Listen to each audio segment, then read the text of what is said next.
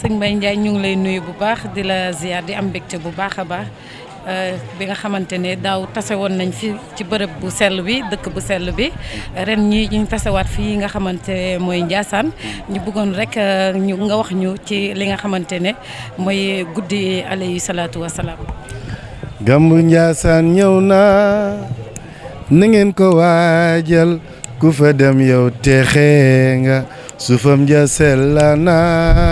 Gammu Ndiassane ñëw na ngeen ko waajal ku fa dem yow texe nga suufam ja sell na. borom Ndiassane bëggul parparloo borom Ndiassane bëggul bokkaale gaañu mandu leen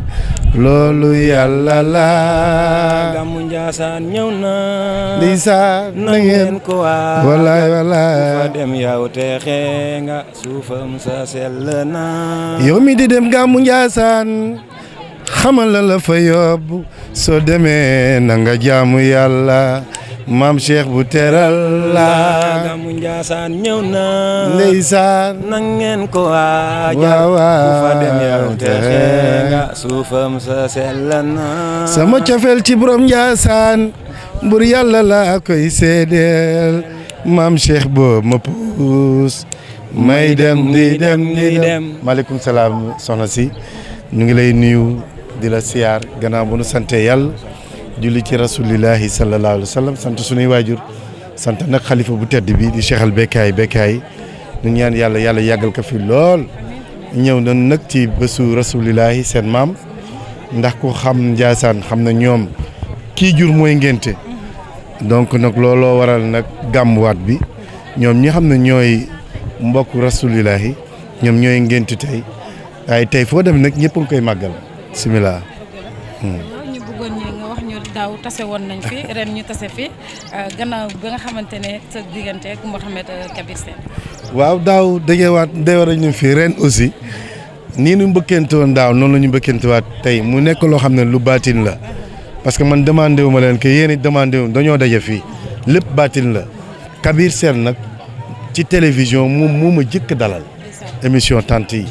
du ma ko fàtte mukk te li ñuy def nii muy tàgg yonent bi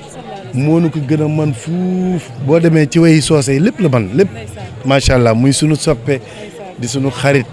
yàlla def Cheikh Tidiane Ndiaye boole ñu nekk wal fajri moo nu boole keroog bi yaayam di def conférence fan la ñu daje mun a man na la wóor na mbay dinaa la invité émission tant yi sama tijjeeku daal ci télévision ci moomu la commencé macha allah.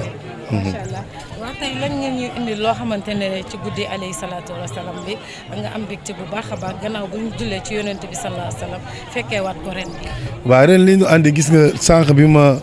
duggee muy Gammu Ndiassane ñëw naa sama rakk ji moo ma yóbbaale sax mais d'habitude su may départ damay départ ci hymne national bi nga xamante ni mooy sunu drapeau sunu rakk la moo tax bëgguma ko vexé waaye nag dama koy xamal